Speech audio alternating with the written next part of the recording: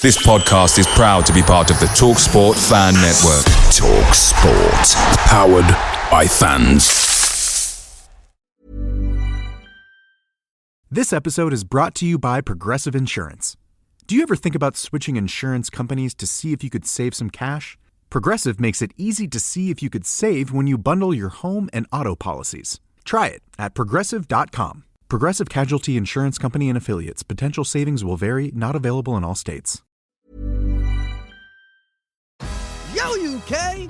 At BetMGM, we give our players sports betting entertainment like nobody's business. Football, horse racing, darts, boxing, tennis, golf, NFL, NBA. You name it, we got it. Offers? You know it. Bet £10 and get £40 in free bets. BetMGM, it's showtime. New customers only. Exclusions apply. 18 plus. Please gamble responsibly.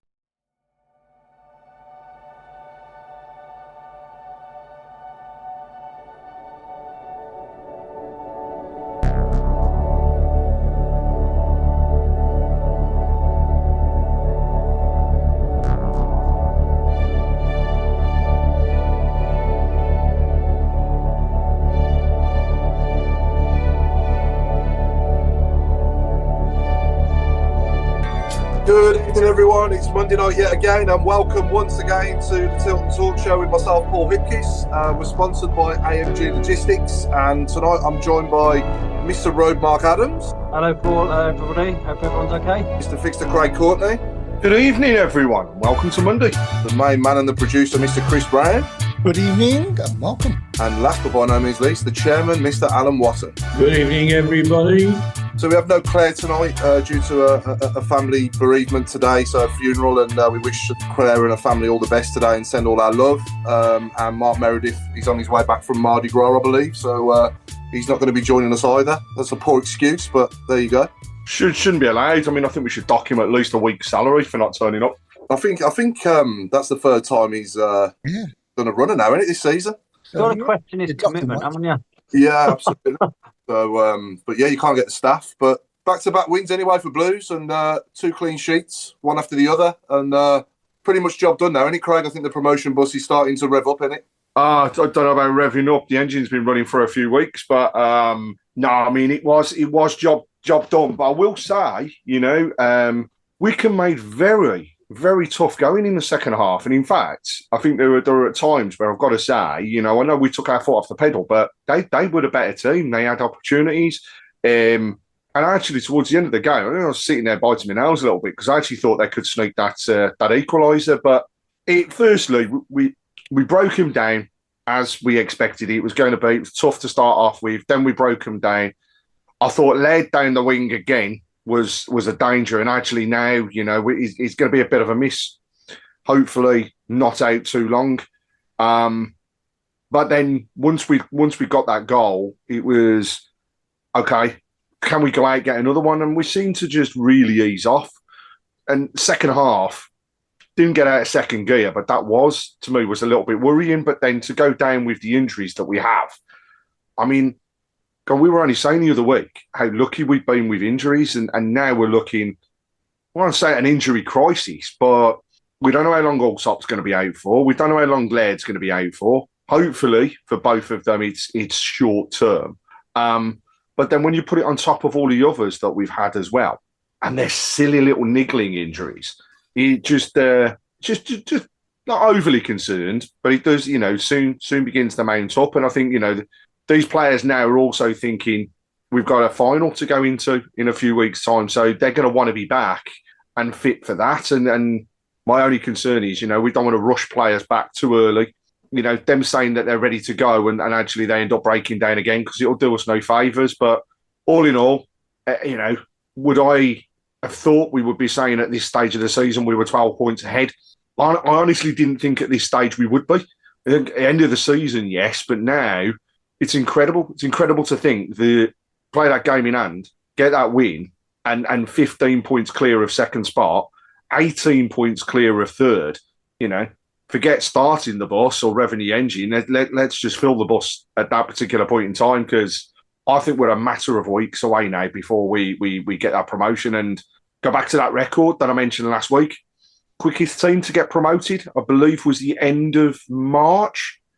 So if we look at the way things go and results do go our way, actually for us, it could be by mid-March. It's near enough certain. So let's go for that record as well. We seem to be breaking every other one, but knows lots to walk away and think, do you know what, we've done a job on them, and away we go. I think all along I've said, haven't I think we'll win it by double points. And the main reason I've said that is not just because of our first 11, but also our second 11 as well. I think our second 11 would finish probably second in this league as well. You know, so we're just far superior and far too good for every other team in this division. And I think I said before, didn't I? It's a bit like PSG in France, isn't it? You know, and it's just nice to go down there, isn't it, every week and you know, come away with the 3 points every week, more or less. You know, we've only had a few draws at home as well as the week. So let's get the season done now and let's get unbeaten at home. You know, that'd be good. I don't know if we've ever done that in our entire history. You mentioned PSG, but isn't it us, PSG and Liverpool are the only teams now not to have lost at home?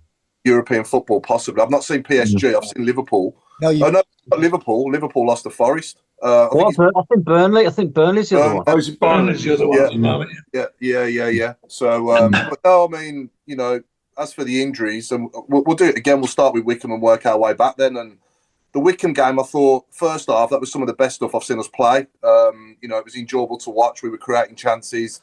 We scored a great goal with Dowell as well, which was disallowed, obviously, for offside. But that would have been some goal if he was onside. Not arguing, I think he was offside. And yeah, I mean, if that red card was given against our player, that challenge on Laird, I'm not going to lie, I wouldn't have been happy at all. No, harsh, very harsh. I thought it was. I thought it was a yellow. And it's hard to tell, isn't it, you know, in the moment. But when you see it back, you know, I thought it was harsh. But the referee's only got that split second, hasn't he, to make the decision. And obviously the way Laird went down as well, and he you know, it was his momentum and his pace that made him roll over about 12 times. Not that he was making a meal of it or anything, I didn't think. You know, and their player didn't get the ball. He was late, but I just thought it was a stonewall yellow. But we'll take it, won't we? You know, because we've had enough go against us that, you know, I mean, to think that the challenge on Iwata at Huddersfield wasn't a red, and that one on Laird just sums up the officiating in this division, doesn't it, Mark Adams? Yeah, I mean, like I say, Paul, I mean, that's one of the reasons I can't wait to go up, is to get away from this standard of refereeing, to be fair. It ain't much better in the Championship, though, is it? I don't think it's much different as soon as you get promoted. I thought last year's was pretty bad, but this is a whole new spectrum. It's just unreal, some of the decisions, some of the officiating. But yeah, I mean, going back to the actual game, I thought Wickham got into it as the game went on. I thought the first half an hour we could have had 2 or 3, I think. I was looking at them thinking, how was this lot second? You know. Yeah. But fair play, they stuck at the task and they sort of they had to go second half a little bit. But yeah, we're going to win the league. We know we're going to be champions. I think we just need to sort of really manage the squad now and wrap them up in cotton wool a little bit. It doesn't matter about scoring 3 or 4 now. It's just getting the points, circling the date on our calendars when we're going up, and wrap it on. Like I say, with Wembley coming up, we don't want to needlessly sort of risk people, because you'd hate to rush people and possibly miss out on a one and only chance to play at Wembley. But yeah, we've got enough in the tank, and like Craig said, we've got in reserve. I mean, our reserve side, like I say, if we put a B team in the league, we'd be first and second, I think. Yeah, absolutely. But yeah, I just thought the atmosphere is a bit flat again. I don't know if it's complacency or what, but it's really weird that the better we are, the quieter we get.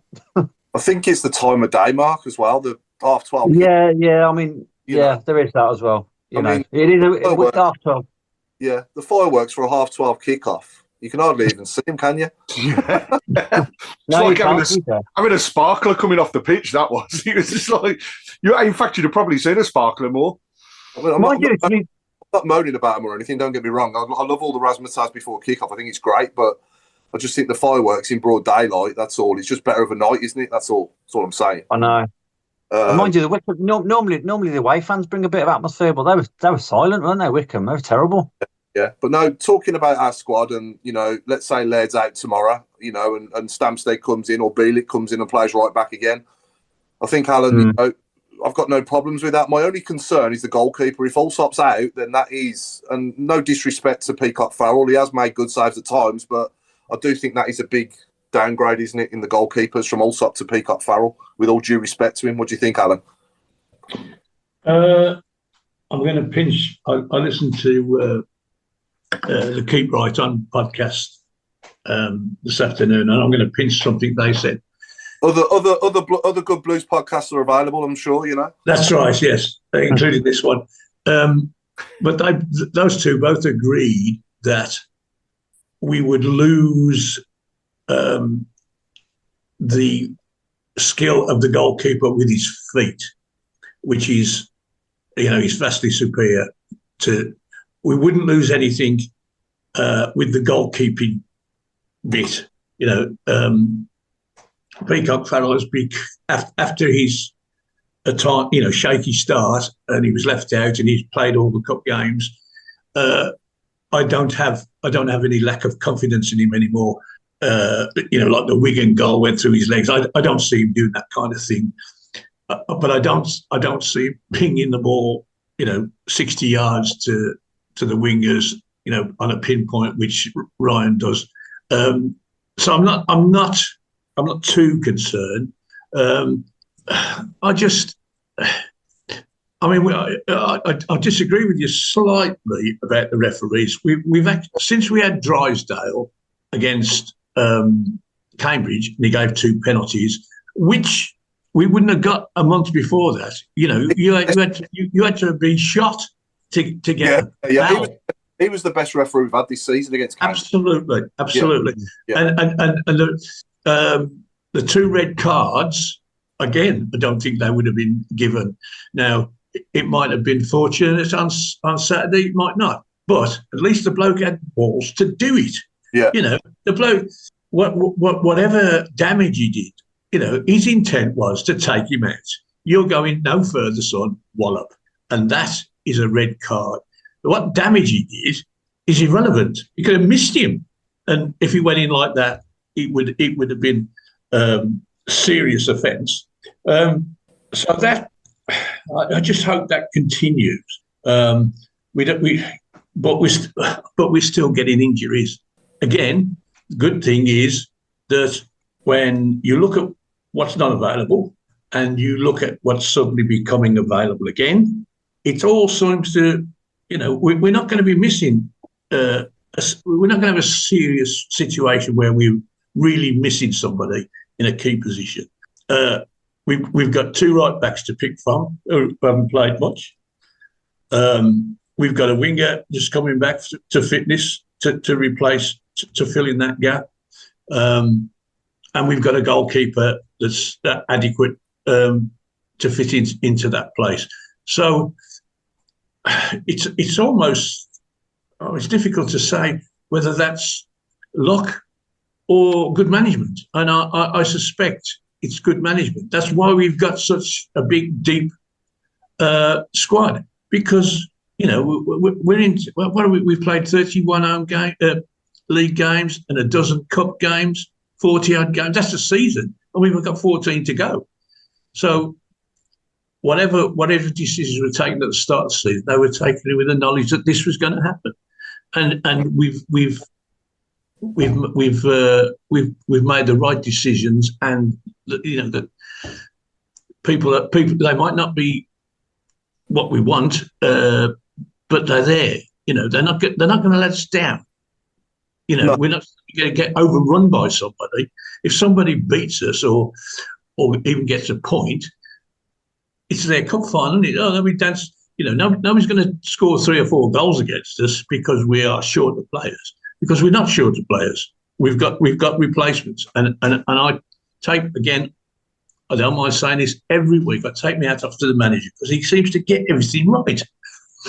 Yeah, I agree with all of that, Al, apart from the goalkeeper. I am not sat there as comfortable watching us with Peacock Farrell in goal as I am with Allsop. I just think Allsop is so much more commanding. He commands his box so much better. Absolutely, yeah. I wouldn't argue with that, Paul. But what I'm saying is Peacock Farrell has got over his yips, if you like, and is an adequate replacement. I'm not saying he's as good as the other bloke. He's not.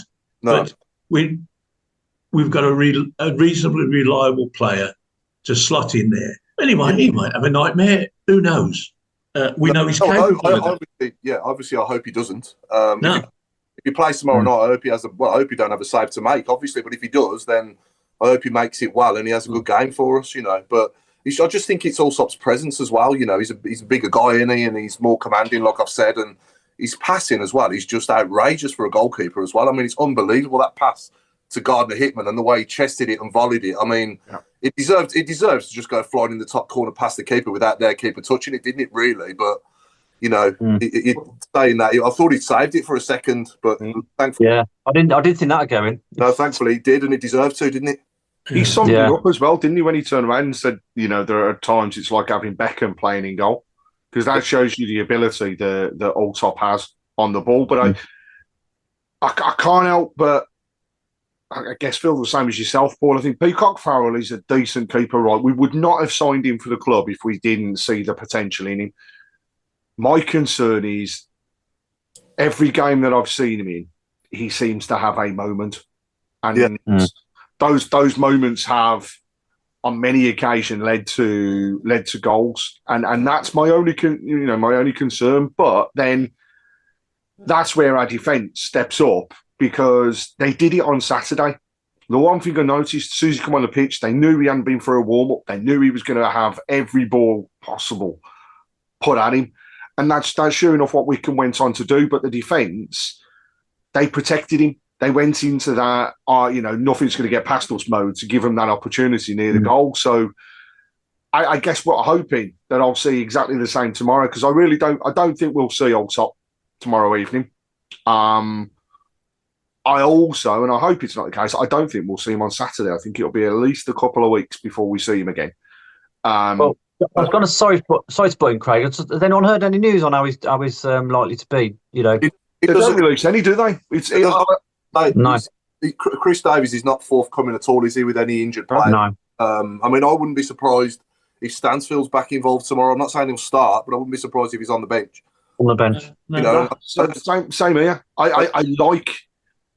There's part of me that likes the fact that when we look at the injuries and we look at long-term injuries or rest of the season, they've gone public, haven't they? It hasn't come necessarily direct from the club, but there's an announcement. So Brian Dick confirmed people being out for the rest of the season. He also confirmed the injury to Dykes that's likely to keep him out of the final. So when you hear that sort of information, you can kind of say, okay, yeah, that's got to have come from inside the club. But those when they're not, I like the fact that we don't hear. And the reason is, any team that's coming to play us, so take tomorrow night, they're going, have they got Stansfield or haven't they? How are they going to set up? Because it's just that's the key thing for me. If you keep them in the dark, no team can be fully prepared to play against the Birmingham side when they're completely in the dark around the players we have or haven't got available. So it's a perfect tactic for me. I think it's really clever. I wish we'd have done it a long time ago. Yeah, no, 100%. But in any league, anyway, at any level, no matter how much money you've spent, to get what we've done so far and break that record of, it's 32 games we've played, isn't it? And in the entire history of League One, I've just got it here, 76 points we've got. So, that's a record. And at any level, that's an amazing achievement. So well done to the lads for doing that so far. And now let's go and, I think we can get 118 points of possibility, isn't it, between now and the end of the season? Yeah. But let's go and get as many of them as we can. It'd be nice to get 110, wouldn't it? To get like triple figures, if you like. Do you know what? I just wanted to get 107 because that's the record's 106. We seem to be beating everything else. So let's just go for the 107. Don't break your backs, but yeah, let's go for the 117. I'd love to have 118, wouldn't you? Let's go for the 118. That's what I'd say. Yeah. So, every game. Just a little sum for you. If Wrexham and Wickham continue at the same rate of points collection as they are at this moment, we only need 14 points. Yeah, there's no doubt. Sorry, Chris, was you going to say something, mate? No, I was just going to say, reach for the stars and you'll... Yeah. I thought you were going to burst into song then. Rich. I mean, I'm gonna. Don't start him off. Look, even the chairman knows the dance. Yeah. On the stars. Yeah. We've got less people on tonight, Chris, so I'll ask your opinion for a change. Where are you at with it all, mate? Did you go to the game on Saturday? I didn't go to the game, no. I was dog sitting, then I was babysitting. Oh, okay. So, but you enjoyed this season so far? I know you've been a fair few times, haven't you, this season? Oh, I think it's a great season. Absolutely. Yeah. There's going to be no complaints from me and from... Has any Blues fan complained about this season? You've still got season, but I'll tell you what I do get fed up of hearing when I come out the ground. Oh, we've only scored one goal. Oh, for God's sake, you score one and don't concede, you win a game. Who cares? We're not quite the leading goal scorers, are we? But our goal difference is massive compared to anybody else's. You know, what's the complaint? You know, that's, and if we were using goal average like we used to, it would be a farce. It wouldn't even be a contest anymore. If you go on social media after a game, at least 15% of the comments will be moans. Yeah. No, I don't get it. I don't get it. I don't understand. Jason Hughes has just put on the message board. We've only conceded something like 4 goals in the last 16 home games. No one gets near our goal. So it's that, and it's with thanks to the beasts that are Clara and Davies. Yeah, I describe Clara as a beast. That guy is unreal. Yeah, not just for this league, but actually, do you know what? He could hold his own in the Premiership. I don't think there's any doubt in it whatsoever. He's going to be a legend, isn't he? Yeah. He's along the same, you know, when you look at him and the way he plays, he just so reminds me of the way Liam Daesh was. That nothing was going to get past him, and he'd head anything that was put in front of him. And got to love that. But then the other thing is now, as a club, we've got to look to make sure that we keep these players. Maybe even, do we need to tie them down a little bit further? Do we, you know, what do we see happening? And that'll be the interesting thing in the summer. Yes, I think without fail, people are going to come for these players, and we've got to hold on to them. And manager. Yeah, and on that, Samstead. I don't know whether people have seen this. Well, I don't know whether it's speculation or whether there's truth in it, but apparently we've enacted the contract. So we sign him permanently. Yeah, I mean, people's thoughts on that, because from what I haven't seen too much of him to say whether I think he's going to be absolute standout. But when he has played, FA Cup game really, I think, you know, rings a bell for me more. But he wasn't spectacular, but then he wasn't the worst. Yeah, he's never let us down, hasn't he? He's going to be a squad player, isn't he? I would have thought. I don't think he'll be a regular starter. I could be wrong. He could get the shirt next season at right back. I don't know, but obviously Laird has improved massively. Certainly since the Wigan game up to now, I think Laird has really improved his game from what it was before. But obviously the Championship is a whole new level, isn't it, next season? So let's see, obviously, what players are obviously living up to the expectations, because the expectations, I think, will be at least top 10, won't it, if not top 6? Yeah, they're not going to hold back. They're going to want to go hell for leather, I think, next season. Yeah. Bill Minch just passed comments as well. Who would have seen this play? Who would have seen this play out after our first pre-season losing 1-5 in Germany? And we were all going, "Oh my God, look at this!" But just shows. Hold me up for that. Said it was shocking. I mean, everybody said, "Oh, it's only a friendly." We still played badly. Yeah. And you what? So it was shocking. Tom Kavanagh said that we should take Clara to the Oval Office. He would have made Trump. No, I can't repeat the rest. But yeah, let's just say he probably would have done. He would have done that. Yeah. Yeah. If he says it's Monday, ain't it? I ain't arguing. Yeah. Jesus. I think about Samstead when he's played. I tell you, this is a backward compliment, really. You know, the game's going on 20 minutes, and you think, well, who's playing right back? And he hasn't done anything wrong. You know, you've forgotten that your normal right backs aren't there, and he's played and he's done perfectly well. Yeah. And has been left out for another month, and he's come back and he's had another game, and again he's done perfectly well. He's a good player. He's unfortunate that he would have probably had more games had we not decided to stick Bielik in there to get him in the side. Yeah. We needed him in the side, so we can't break this central partnership up now. So we'll stick him at right back. And he had probably more games there than he's probably had at centre half this year. But Samstead has been sidelined because of that. Had they not done that, they said, well, we just pick the best two centre halves and the best right back. He would have been in for some time, but they didn't. They put Bielik in, and Bielik did very well.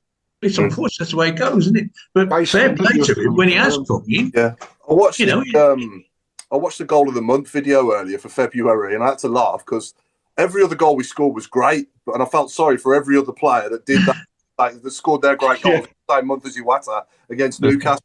Because it's just no contest, isn't it? I think that's the greatest goal ever scored at Andrews. Well, if the goalkeeper hadn't got a hand to it on Saturday, that would have been in the contest, wouldn't it? I mean, it was.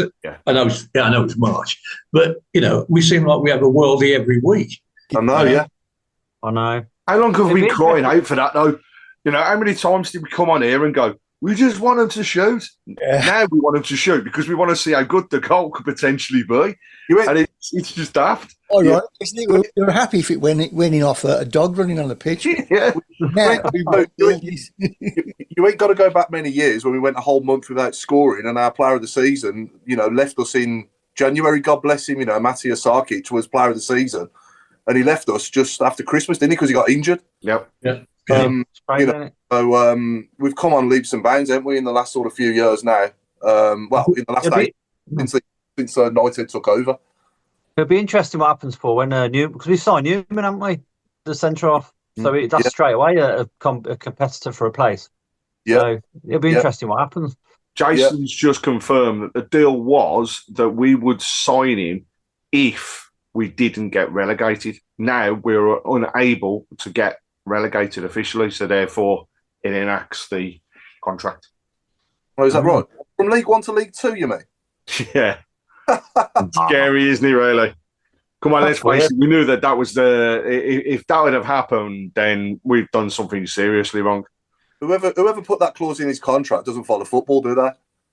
Either that or it's a very clever agent thinking to themselves, I'm getting a permanent move. I think that might be the case, yeah. So I think we've covered Wycombe pretty well, haven't we? Now let's go back to Leyton Orient last Tuesday night, and it was great to see, Taylor Gardner-Hickman get himself off the mark for us, wasn't it? Not long after signing permanently as well, and he's turned into a bit of a cult hero, isn't he? He's getting his own chant going, and fans are singing his name, and obviously he's scored in back-to-back games now, and I quite like him off the left. Craig, what do you think? Confidence. Sheer and simple, the more he's played, the more confidence he's got, and he comes into the game. And I mean, his movement against Leyton Orient was phenomenal throughout the whole of the game. And to get that first goal, I think, was just a weight off his shoulders, and the celebration was great because you could sense that he really, really wanted it. And I think, when you think about Saturday, actually, I don't think he'd have had the confidence to do what he did on Saturday if he hadn't have scored last week.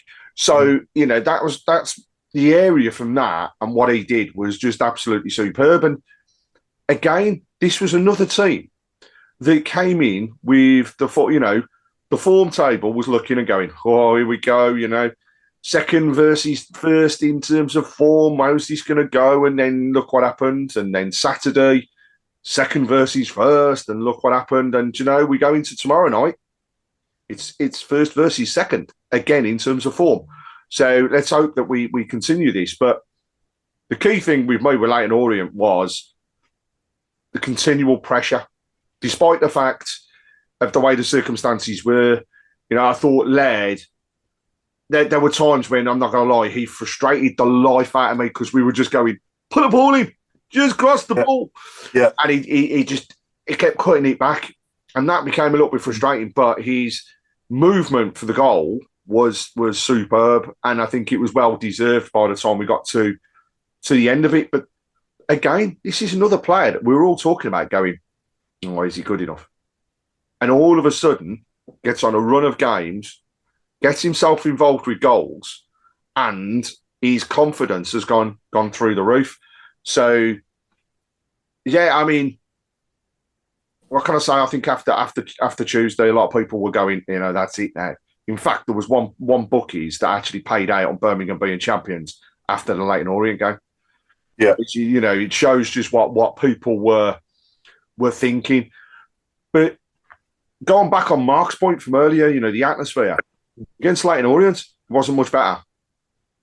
We have gone through, and I think part of it is just the how we say as fans, we like to have something to whinge about, and at the moment we've got nothing to whinge about. And actually, when times are hard, that's when Birmingham fans come into their own. So, we're enjoying ourselves at the moment. Come the next couple of games, and when they confirm it, I think the game that it's all confirmed, the atmosphere is going to be absolutely electric. And that final home game, is just going to be absolutely brilliant. It's going to be buzzing. The whole place will be bouncing. But we do need to bring it back. I'd like a little bit more atmosphere. I mean, don't get me wrong. I don't want to be complacent and everything else regarding it. Yes, we're going into games thinking we're going to win. But we still need to back them. So let's get a little bit more. And Anthony Lloyd said the same thing. League atmosphere is terrible. Couldn't disagree. To be honest, I think Newcastle was the best time. Newcastle's been the best atmosphere for me across the whole of the season. Yeah, I thought Newcastle Bradford was good as well. Bradford was good. Yeah, Wrexham. I think we rise to the occasions, don't we? And obviously, at the moment now, it's just a matter of when, not if, we're going to get promoted. And everyone's enjoying themselves in the ground. Don't get me wrong. I don't think everybody's miserable, but it's just everyone. It's just at the moment, you've got to get the crowd going, obviously, by scoring goals. And, Cambridge, for example, 4-0, the atmosphere was probably better that night because we scored 4 goals. Yeah. You know what I mean? It's about give and take, isn't it? But the lads are doing a great job. They're just getting over the line. Some of the games, it's a bit of an arm wrestle, and we're just about getting over the line, but we're doing it, and that's all that matters. How many seasons ago would we have been going, oh, this is terrible, this is, and we'd have been going, oh, no, we can't carry on like this, and actually, we were playing against teams that were doing what we're doing now, they were doing to us. Yeah. We have felt that pain of a team coming and basically scoring a goal and then just having everything to themselves and being in total control. We're not used to that. And let's not think that we're going to go into next season in the Championship thinking that it's going to be the same. Because it's not. It's going to be hard. It's different kettle of fish. Yeah, it's going to be hard. But do you know what? There's no reason why, like you say, Paul, we can't push on. Go for that top half. And it's hard to judge it now. It's hard to judge it, Craig, though, because we're going to be a new team again. We're going to have probably another. We're going to be revamped, aren't we? Yeah. We're going to have another probably half a dozen players come and go. I wouldn't be surprised if deals aren't already done. Yeah. Well, I really wouldn't. Done. Yeah. I mean, half of this squad, I love them. Character-wise, I absolutely love the characters we've got there. But realistically, it might sound harsh, a lot of them won't be here next season. No. They're part of this. They're part of this journey. It'll be finished. Yeah. But you're saying half, Paul. This might be a good question, actually. So, if you can only have 6, who would you have in this team? Yeah. For next season? For next season, you could only have... The first thing I'd go for is the spine. So I'd go for Allsop. I'd go for Clara. I'd go for Pake. I'd go for Stansfield. That's the spine, isn't it, really? And then I'd definitely go Cochrane at left back. And then you think of the ones you've left out? Yeah, well, I've left out Ben Davies. I'm now torn between Ben Davies and Iwata. Do we see Ben Davies being there next season? Because I've got to be, we've got Newman. No, I'd sign him, Craig. I'd love him to stay. I'm not saying I want him to go anywhere. I'd love to sign him, but I think we'll lose one of the centre halves, and it might be Bailey, it might be Davies. I think Bailey could be gone. Yeah, really. I think he's probably the most likely because we could get a few quid for him, and that would help strengthen the pot to buy other players. And we will have 3 Clara, O'Brien and Newman as our three centre-halves. So if we want to play three centre-halves, we can. And if we want to play 2 out of 3, you're sport per choice, aren't you? Yeah. It's a good question though, Chris. I think I'm going to go for Iwata because I think Paik and Iwata are great together. Yeah. So that's my final answer. But yeah, I've left out Anderson. I like Keshi Anderson. I like Willem Williamson when he's on form. He's struggled to get his form back since he's come back from injury, but he keeps being thrown out on the right, which frustrates me. But on Saturday, we almost played with him and Dal, didn't we, as 2 sort of 10 in.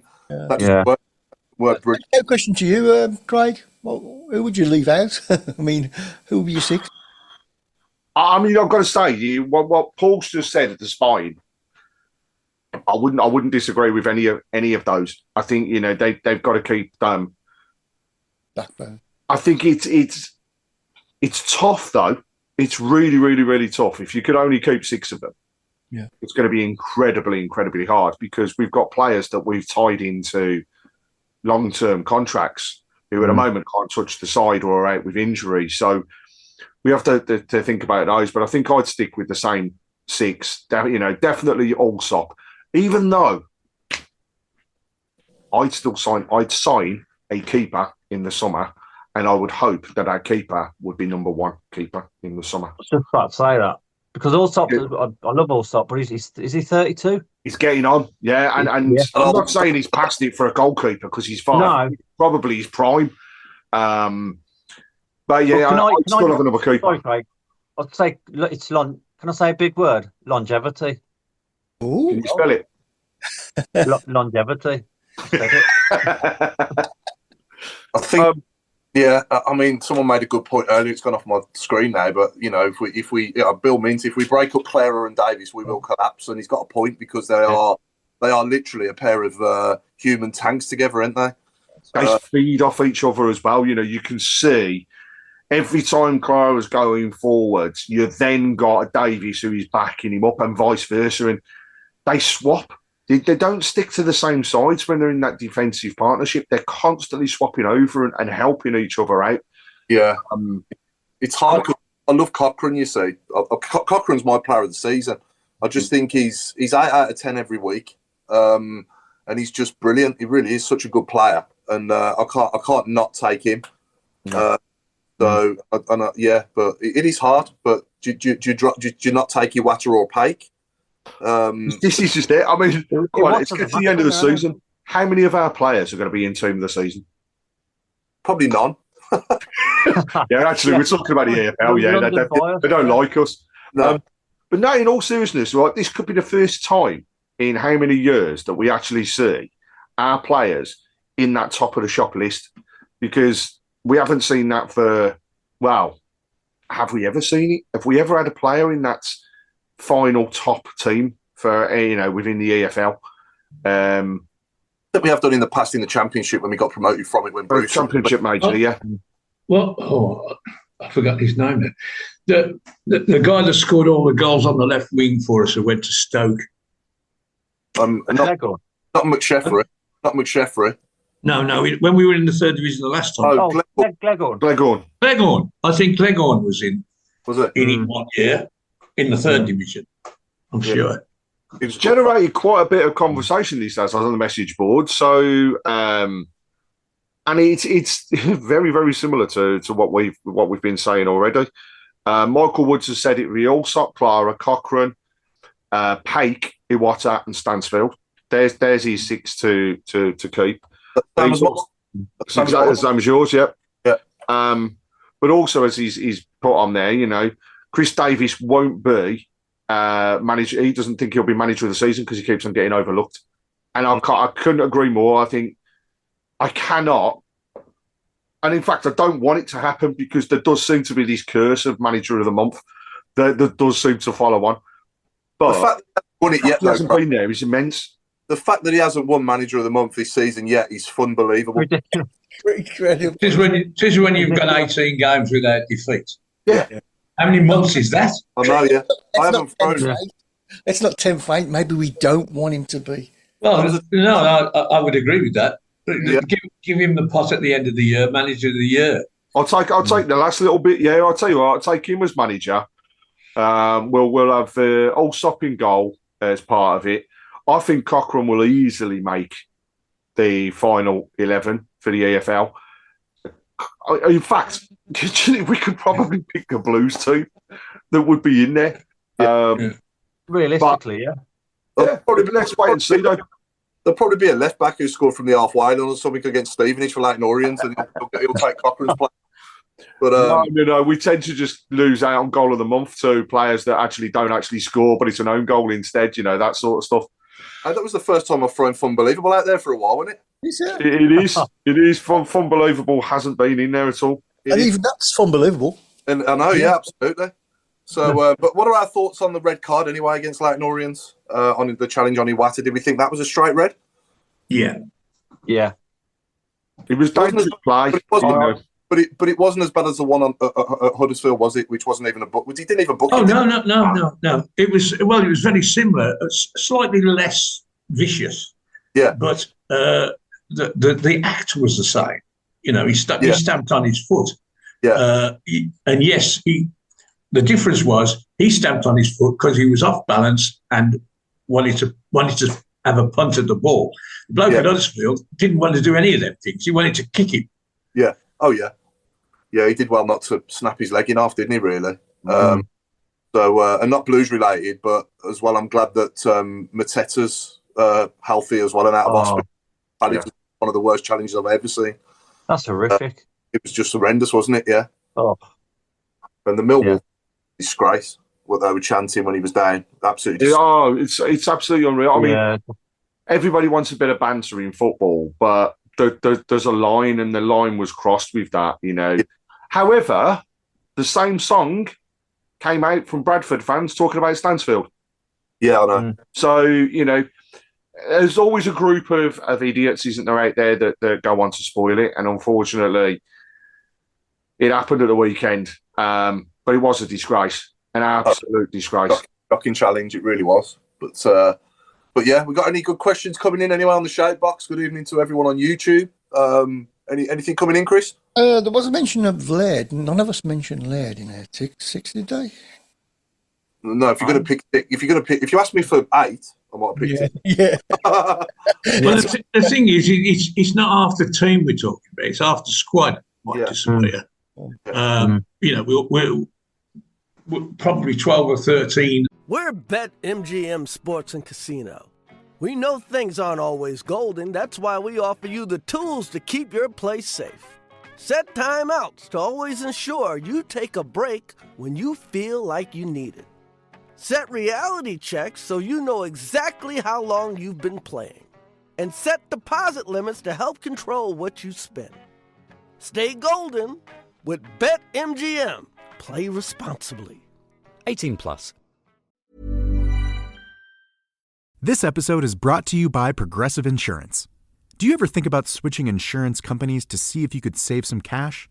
Progressive makes it easy to see if you could save when you bundle your home and auto policies. Try it at Progressive.com. Progressive Casualty Insurance Company and Affiliates. Potential savings will vary. Not available in all states. Will be retained, and six more added. That takes us up to 19. So there's competition then between the bottom 6 in the squad to keep their place. So we probably would end up with 15, 16 of our squad now. And it's probably more relevant to talk about who wouldn't be. And that'll have more to do with their circumstances rather than their abilities. Like Davis is still on loan, and we've got another centre-half to come in, and we've got Bielik, and the bloke as a player you'd sign tomorrow, wouldn't you? Yeah. However, Rangers now being brought out by yet another American consortium from what is being reported today. And do you think that will actually play into our favour when it comes to Davis? Is that something, along with the other players that will it all help us get them? Having watched them Sunday, the 3 Rangers players on our books will be back in the side next Saturday if we could. A testimonial's still a thing as well. I've not seen any player have a testimonial for years. No. But we knew Jukey to have one. I mean, that's what have we? 350 appearances for Birmingham for Jukey. That's what I'm getting at. He needs a special. He's not far off his 10 years, is he? No. Jukey. No. I'll give him one. Or even a charity game, dress it up as a charity game or something. But he needs something. Yeah, 100%. He definitely does need to have a testimonial. Not just a testimonial, but still the only player from Birmingham City Football Club to have appeared on Tilton Talk Show. Yeah. Yeah. He deserves a testimonial. He deserves a testimonial just for that. Just for that, yeah. I mean, he has to put up with Robe. So, you know what I mean? If you get a testimonial, Robe can pay for it. So there you go. I'm sorry to tell him that was it. That was his testimonial, being on the Talk Show. Yeah. The ultimate honour. Biggest privilege ever, that one is. Yeah. Blue Nose on YouTube is worried about the gaffer being tempted away. Yeah, I'm a little bit, to be fair. Not just yet, but I think if he carries on this trajectory, it's another big word. Being good. I can't see him leaving us to go to another Championship or League One club. Definitely not a League One club. I can't see him leaving the Championship either. So unless Spurs come calling or something, then I can't see. But even then, with the journey that our club is on now, I think he's more than content where he is. So yeah. It'll take something special to prize him away, I think, now. But I think you've got to you look at it this way. There's only one way that this club's going up, and that's up. Yeah. It's not going to stay static. The owners will not let it stay static. So, and I think that'll be their concern as well with regards to Davies. Could it be pride away? I think anybody can. Money talks, doesn't it? At the end of the day, but he's got an opportunity here. This is his first proper job. He's got a trip to Wembley already on the cards. Looks as though he's going to get promoted out of the division. Likely to be champions. I mean, wow. Anybody that takes a first job and gets that on their CV is going to be looked at. But also, he can then start demanding a little bit more of the clubs. This is what we want next. This is what we've got to do to take the next step. I think he'll stay a long time. I think, if anything, we'll sign him into a new contract. I think he's got to prove himself as well at the next level up. There's a big difference between the Championship and League One. For God's sake, Steve Cottrell's got a promotion on his CV out of this division. So he's got to go into the Championship and prove that he can do it at that level as well. Before anybody, I think, at an even higher level looks at him. So I don't think Paul, how long has this German got with England? What's his contract worth? I think it's 18 months, isn't it? Yeah. Is that all? We could lose him. We could lose him to them in 18 months. Yeah. Because to be an international manager, you don't necessarily have to be the greatest Premier League manager in the world. We've seen that. It doesn't work. No. You want something who's new and has got something different to offer. And that's what this bloke has got. As I told you, when I watched that Spurs game, it was like watching us in white shirts. It really was. They move quicker and obviously there's better players. But the style of play that was identical. So his ideas will transfer to a higher level very quickly. Hopefully he'll stay with us certainly till he gets a chance to do it at that level. And then if he does it anything like, well, it'll be 4 or 5 years with us then. And then England is the next step, isn't it? Why would he want to go to Tottenham or Spurs or whatever, Arsenal or whatever, when there'll be an England job sitting there waiting for him? Well, I really think that. I really think he's that good. I really do. He does things that no other manager's ever thought of. Yeah, no, he's certainly showing the signs that he is going to be top class. And I'm really looking forward to next season with him as well in the Championship. He's got all the ingredients. There's no reason why he couldn't be the new Eddie Howe. Managing at that level eventually. Hopefully it's with us. Now, I know Eddie Howe hasn't won a trophy yet, and I hope that does change in a couple of weeks when they play Liverpool at Wembley, because the last English manager to actually win anything, a major trophy, was Harry Redknapp, wasn't it? So there is a real lack of English managers at the top level, isn't there? I think there's two now in the league, which is why we've had to turn to a bloody German for the England job, which isn't right either, but that's another story for another day probably. But yeah.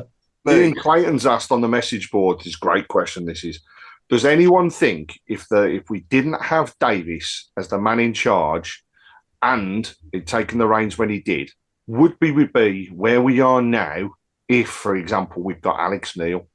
I think that some of the managers that failed with us in the Championship, under this regime now, possibly would have got us out of this division. But I'm not going to say Rooney. No. he got us out of the division above. Yeah. Yeah, yes, I agree with that. I certainly think John Eustace. Yeah. Well, he wouldn't have gone down in the first place, but if we had, he would have done it. Yeah. I don't think we'd be running away with it like we are now, would we? No.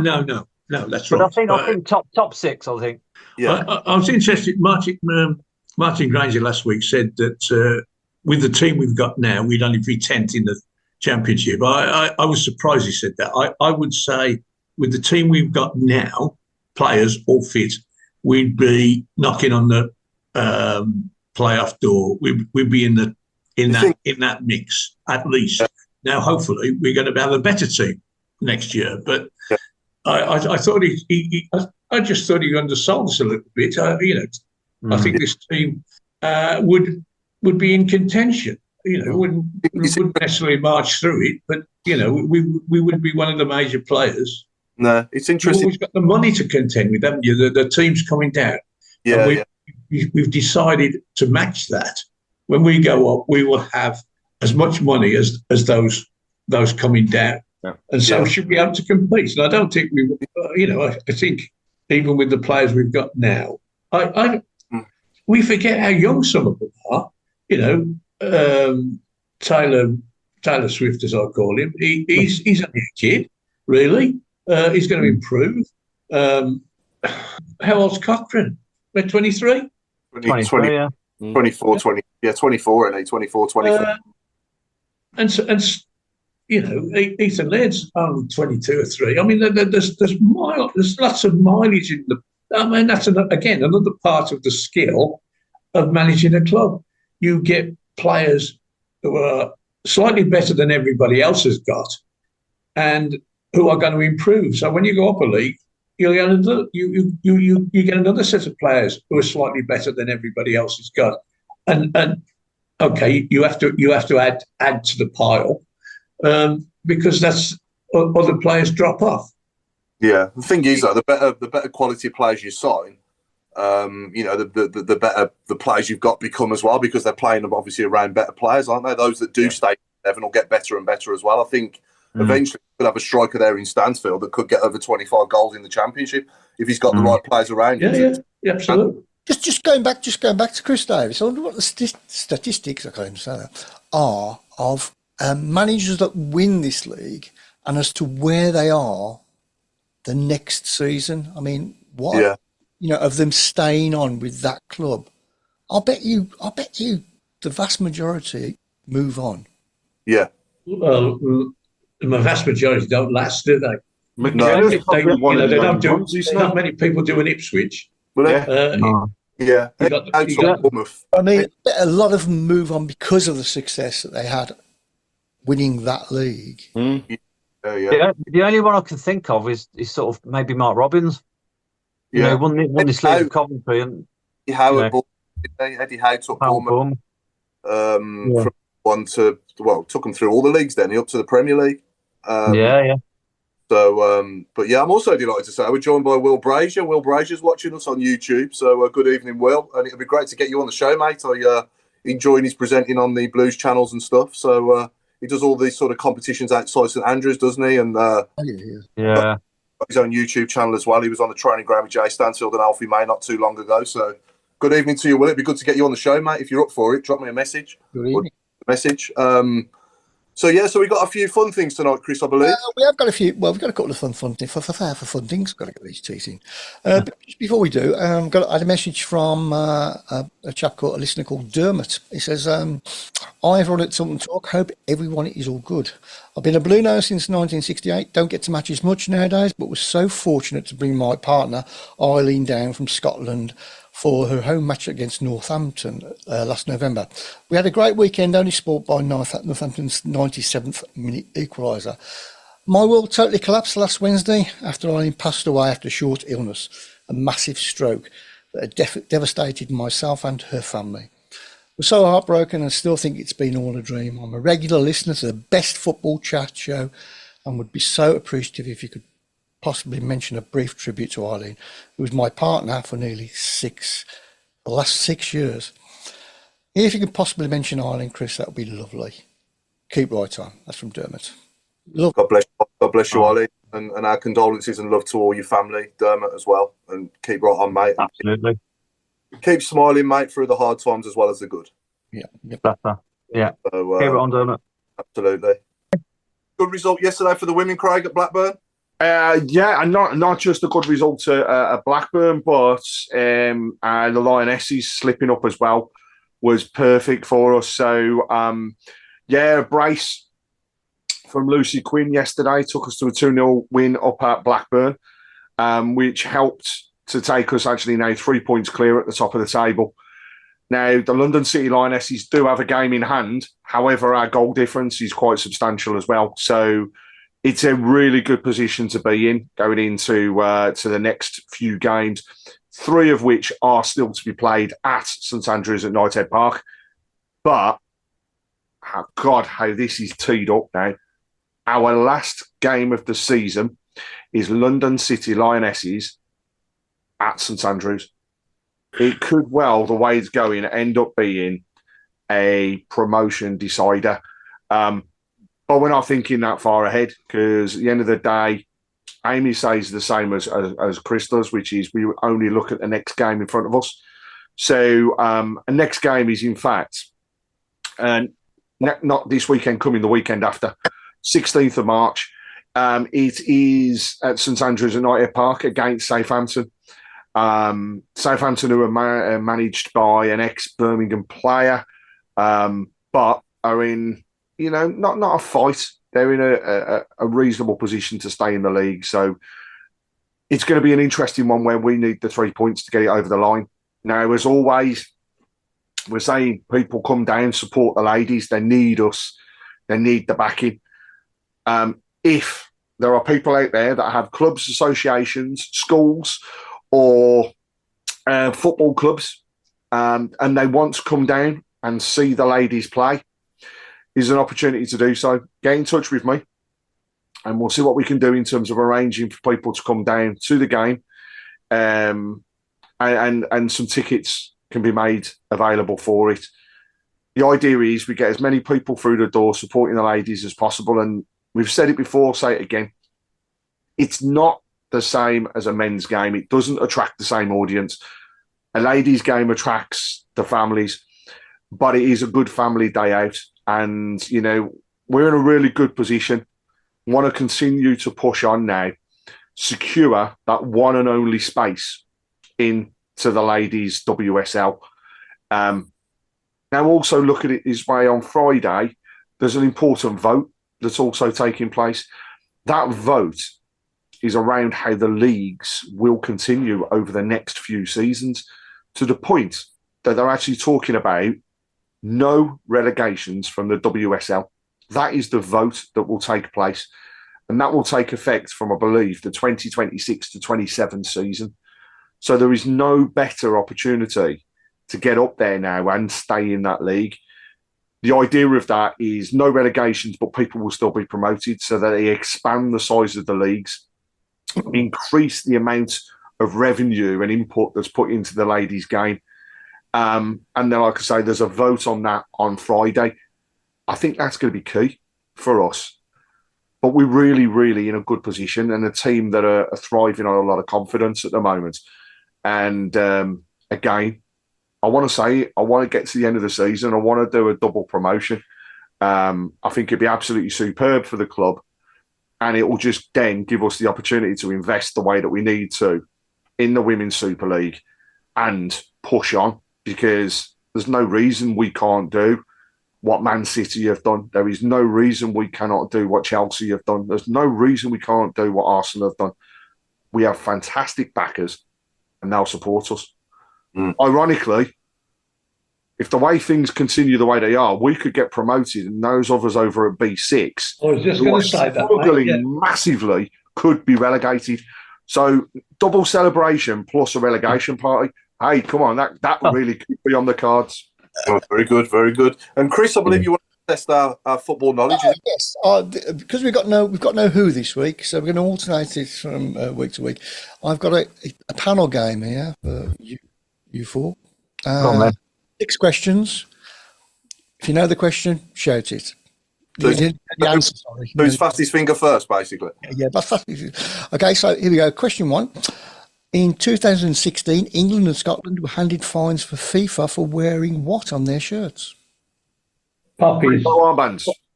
Oh, it was Alan there. Well done, Alan. Poppies. Yeah. Oh, was it you? Was it Mark? Mark, you can have that one. Here is the chairman. No, don't give it to Mark. I gave you the answer before you finished the question. Question 2, please. Okay, here you go. Question 2. With which pop band does the Accrington Stanley share its name? Pop band. The Who? The Who? As in, who are they? Who are they? No, that's all. Atomic Kitten. No. Tommy Kitten. Tommy Kitten. Where's that come from? I don't know. Just can you repeat the question? Question again. With which pop band does the Accrington Stanley Stadium share its name? Stadium. Yeah. On the stadium. Sorry, I thought you meant. It's not Atomic Kitten then. What's it called? I've been there loads of times. The Cure. No. Sash. You're just rolling them off now, aren't you, Mark? I'm getting desperate. Not Blur, is it, or Oasis? No. Think more 80s, 90s. 70s. No, 80s, 90s. I don't know. I am a man. Wow. Oh. Well done, whoever got that. Wow. Is that the Wham Stadium? Wham Stadium, I know. It's what? The Wham Stadium? Wham Stadium. Not when I was there. I wonder if they played at home last Christmas. They might have done. That's just a careless whisper. Oh! No. Ladies and gentlemen, it's Tilton Talk Show. Question 3. Aguero scored the winning goal as Man City won their first Premier League title in 2012. Who provided assist? Balotelli. Being his only assist in the whole... Balotelli. Who got that first, Paul? Me. There was only one person shouting that one out. So it's one each. Okay. What is the name of the cup that Italy won when beating England at the 2020 Euros? Ooh. The cup? What's the cup? What was the cup called? The trophy, really. The Henri Delaunay. Well done, Alan. Thank you. There you go. Alan's going to end up being the most... I've got to ask, Alan, how did you know that? Well, how do I know it's Monday? It's just one of them things I know. Okay. Henri Delaunay impressive, that is. Was the president of the French FA who instigated the European Championship, and they named the tournament after him. Well done. I didn't know. 1960. Ian Clayton, was it Balotelli? If I never said it enough. Okay, 2 questions left. Question 5. Wayne Rooney scored the last goal at which stadium in 2017 before it was demolished? Griffin Park. No. Upton Park. West Ham. Nope. No. Spurs. Well done. Oh. No. White Hart Lane. God, yeah. Wow. Has it been that long? Jeez. Oh, no, that's really scary. Yeah, it took them 3 years to build a new one. Yeah, but just. And the last question, you'll have to be quick on this one.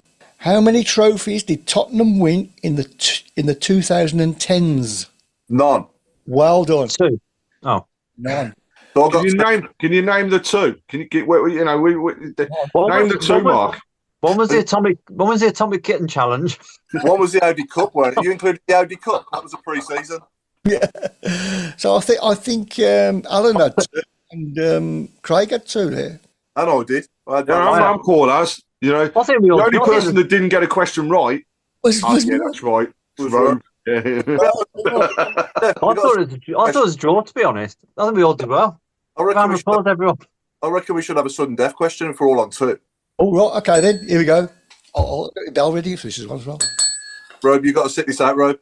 Oh. Right. You pick the ref and tell us who shouted first. Oh, that's a good one. No, that one's too easy. No, I'm going to give you an hard one. Right. He's a good one. Which popular TV game show host was a professional footballer for Brentford? Bradley Wolf. Well done. Well done, Paul. I'm impressed. Paul is this week's winner. Yes, 1-0 to me. 1-0, 1-0. Including Claire and Mark Meredith in that as well. Yeah. They got to buy until the next round. Yeah. Mark's just been relegated. We've always wanted to say it. There's a reason to kick him off the show. That's it. Chris, come on, let's get rid. And that's all the fun stuff. Wait, Chris, yeah? It is, that's it. And I just want to, maybe make it a regular thing. Top 3 ever. We'll go for right wingers tonight. What do you think? Our top 3 ever right wingers. I appreciate again that it's a generational thing. Well, I'll start generational thing with Mike Hallowell. Is he your number 1, Al? He's in the top 3. I would have. I can think a couple of better than him, but he's certainly in the top 3. He was England international. He was like the proverbial off a shovel, and was a proper winger. So is he number 1, 2, or 3? I'm asking you what's your top 3 if you had to grade them as 1 to 3? I would certainly throw the Scotsman. What's his name? I forget people's names when I get asked. Burke. Chris Burke. Chris Burke. Definitely, he's one in there. And I'm trying to think of the other one. Who's the chap? Let me have a think about the third one. 70s, the 70s team. What was his name now? We had him on. Alan Campbell. Campbell. Yeah, he was 7, but he was more of a midfielder. Head of the FA Union. Oh, Gordon Taylor. Gordon Taylor. He was a good winger. He was again more left than right. Yeah. For me, I'd have to go Larson. This is in my lifetime. Larson, yes. Larson. I'd have to go Larson number 1. I'd have to go Jermaine Pennant number 2, and I'm torn on number 3. I've got to go for Dev. I think number 3, Paul Devlin. Yeah. But I agree that Chris Burke was excellent. Louis Donoghue I used to love as well when I was a kid. Oh, I love Louis, yeah. Gary McSheffrey's got to be around there as well. He was left, though. He was left. We had Larson on the right in McSheffrey's team, Craig. Yeah. Point, yeah. I think...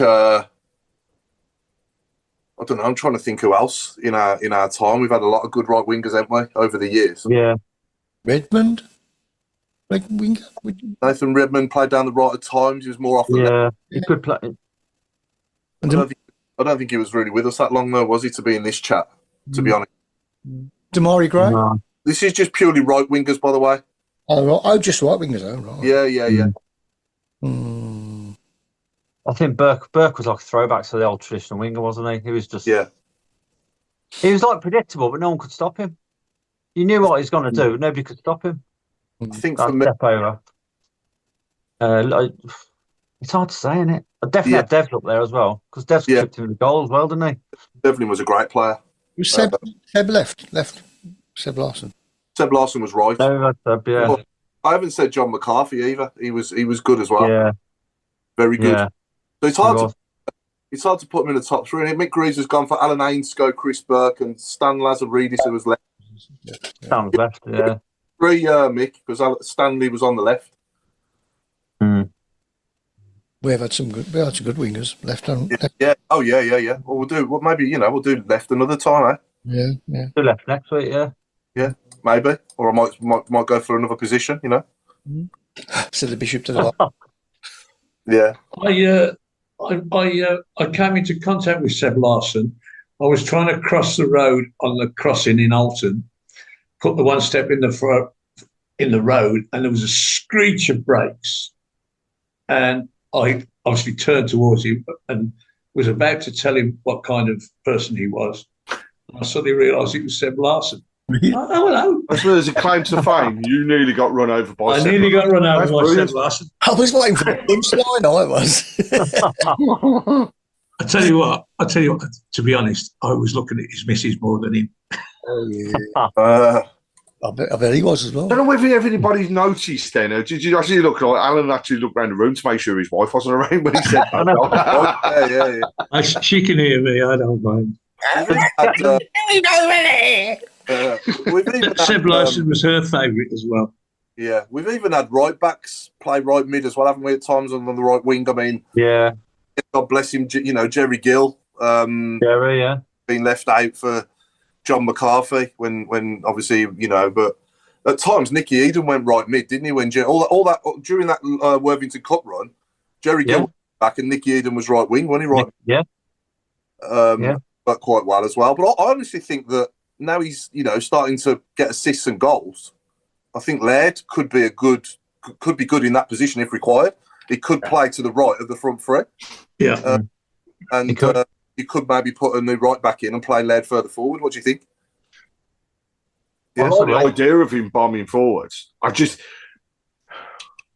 still that little niggling thing that if he could whip in a ball, I think it'd be absolutely phenomenal if he could whip in a ball first time. Oh yeah, an early ball, yeah. Yeah, he's got better though, Craig. It has improved. Oh, it's going 1,000 times better than where he was, and also puts himself into those goal-scoring opportunities now, which, I mean, God, we were crying out for it at times. Well, come on, shoot. And he always would pass it back, but instead now he gets himself bombing forwards. I mean, the problem I'm having at the moment is trying to calm Claire down every time he gets near the goal. Good show, Steve McDowell, actually. He was the right winger when I started going, Steve Wigley. Yeah, good one. And Ian Rogerson as well, we haven't said. Rogerson, Former guest. Yeah. Have we said Jermaine Pennant, have we? Yeah, I said Jermaine. I had Jermaine Pennant. I did. Was that with or without his... Both. With and without. Slowed him down a bit. He'd be a good guest, Steve, would you know, actually? Yeah, he would. He was a good player, wasn't he? He was good. Yeah. That'd be an very skillful. Yeah. An hour and a half with him. Ooh. Yeah. It'd be a good show, that, if we could get him on. Yeah. Come on, Craig. Yeah. We've tried. I have tried. No, hard enough, obviously. Notoriously hard to get hold of. Yeah. Any news of a very special guest that we might be having soon? Very special guest has been reached out to again to say, please hurry up and say yes to being a special guest. However, I am also working on something which, if we can pull it off near the Wembley final, will be a very, very, very good show. Excellent. Some people have said Jose Dominguez. Yes, Jose. Yeah, of course. He was right. Any more left, though? He was more left, I think. Yeah, because Louis Donovan was down the right then. And Gordon Astle has been mentioned as well, obviously before my time, but I don't know which side he would have played on. Gordon Astle. I don't know, that's an Allen job, I think. Didn't Jonathan Hunt play down the right a few times? Yeah, Gordon Astle, yes, he did play on the right, also played on the left, but the first league game I ever saw, he scored a wonder goal from the right wing against the Baggies. He was right, and he had a rocket of a shot on him. And another one for your unfortunate, I've got to say, era hero, but Alex Govan. I didn't see him. Goodness me. No, I mean in terms of positioning. I'm trying to think. I think he was in the cup final. He certainly played on the left. So Jason Hughes has actually clarified one of the points that I raised earlier. So thank you, Jason.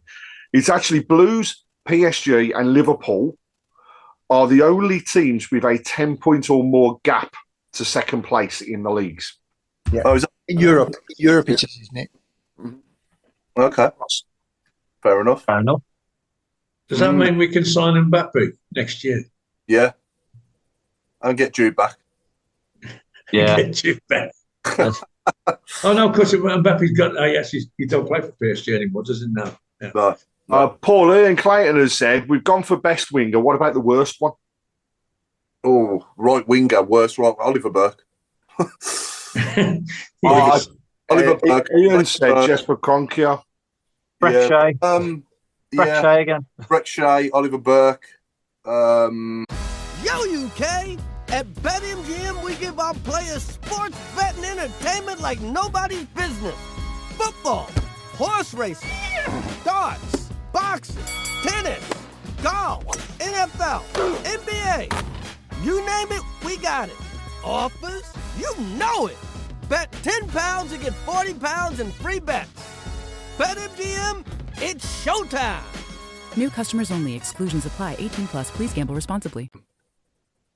I don't know. You have to think long and hard, don't you? We've had some bad ones. How many bad ones have we had that have gone on to be good? Not many, I don't think. We had one. I don't think we've had one. Is that saying we're a graveyard? We are for some of them. Yeah. No. I mean, I think of any players that have gone and we've gone, oh, why did we let him go? Well, obviously, Jude Bellingham. Jude, yeah. You had to let go because that was really. Oh, well, probably. You know what? Probably Dan Burn. I don't think Dan Burn was great when we had him. He was a bit of a cart horse. He's gone on to. I agree with you, Robe. I never rated Dan Burn at all. He was terrible. Him and Bartley, I thought were all right together.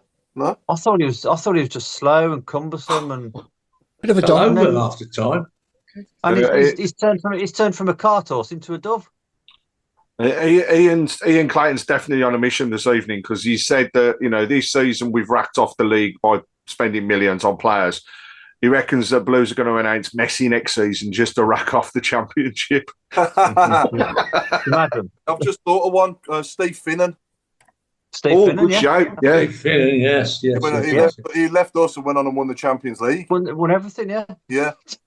He turned into a great right back, didn't he, at Fulham and Liverpool after he went from us. He wasn't really given a chance for us. He was only a kid, wasn't he, through the academy, and we let him go, didn't we? I think we signed Gary Rowett, and he was never going to get in then, was he?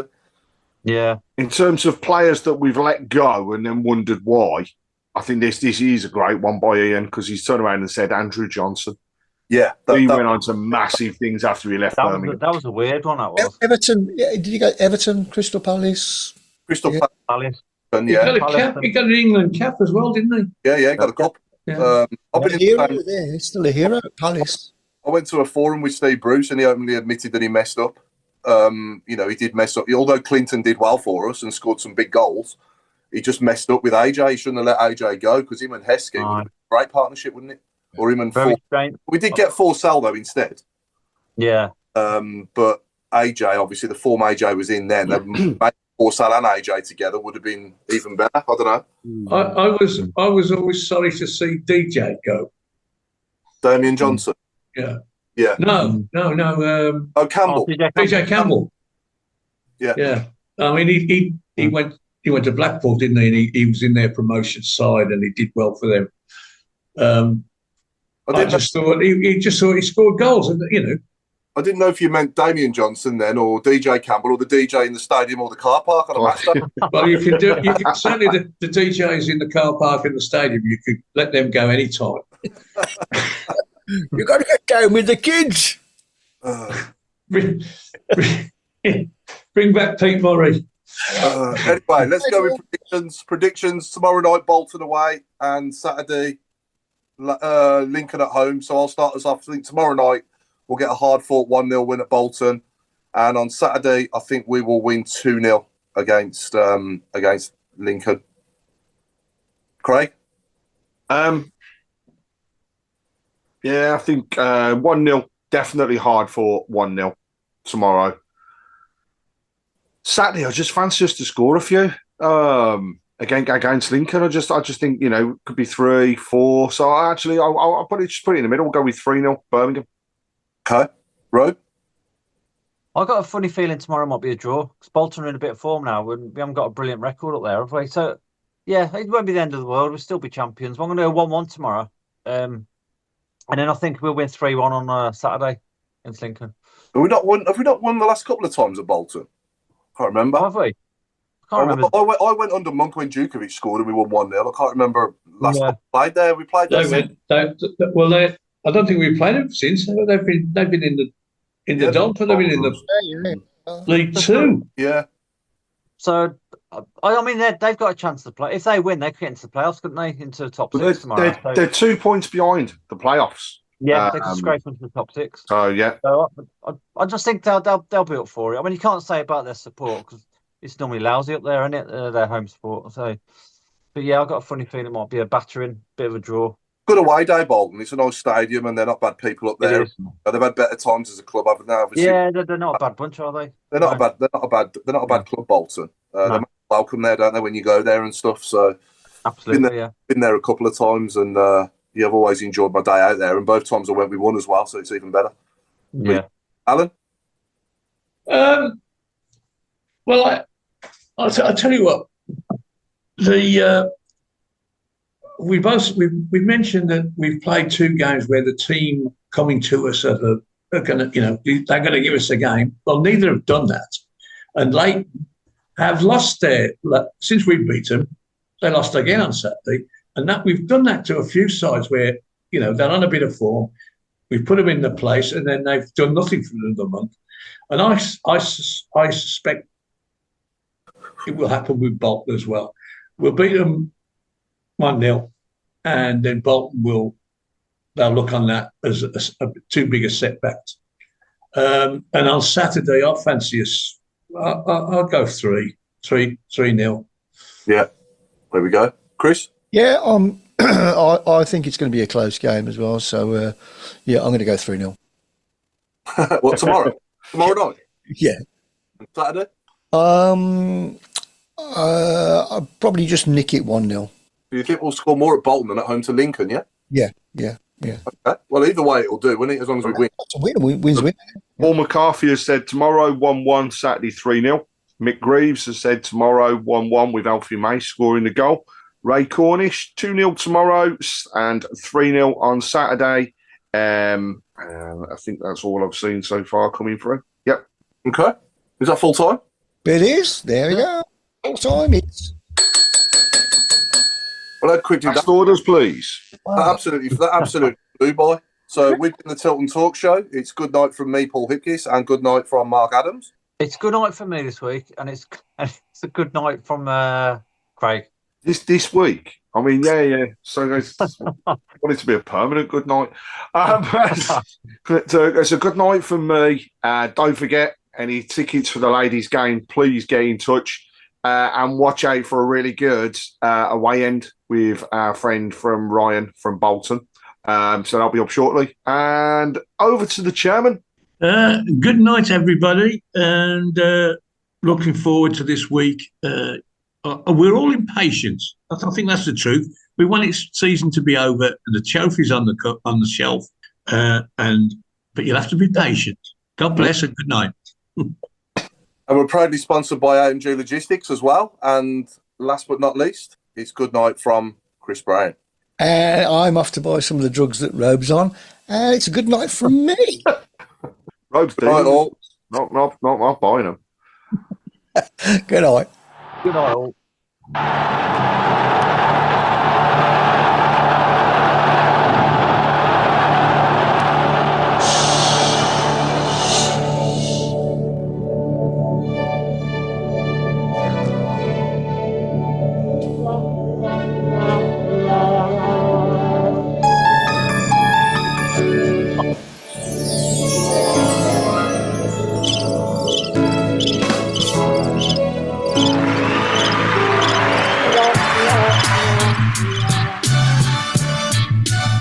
Where did you find Robe's wake-up call?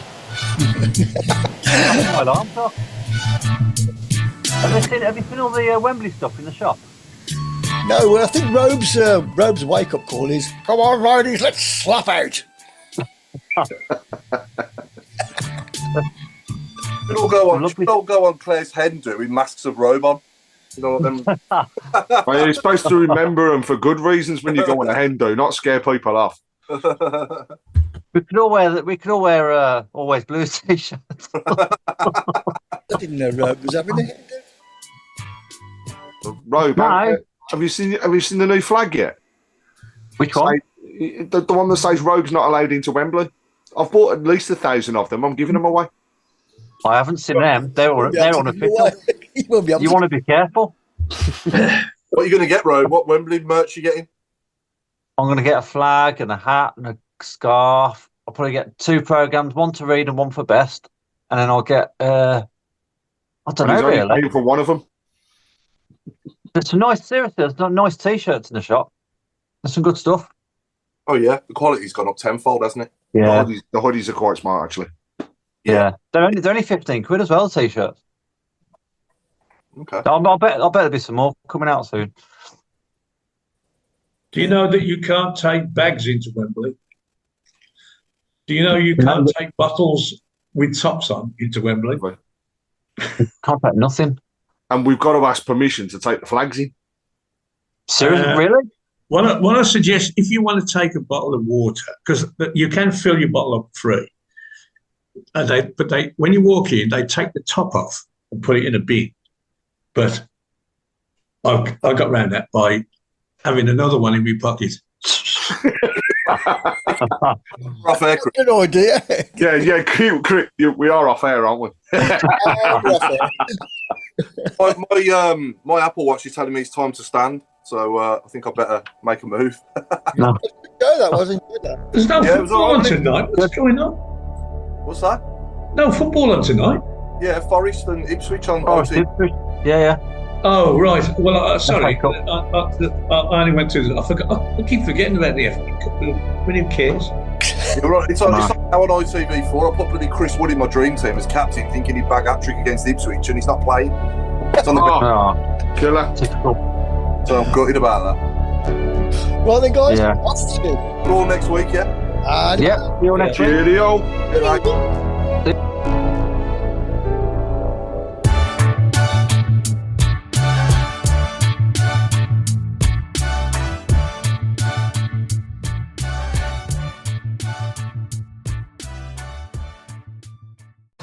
Yo, UK!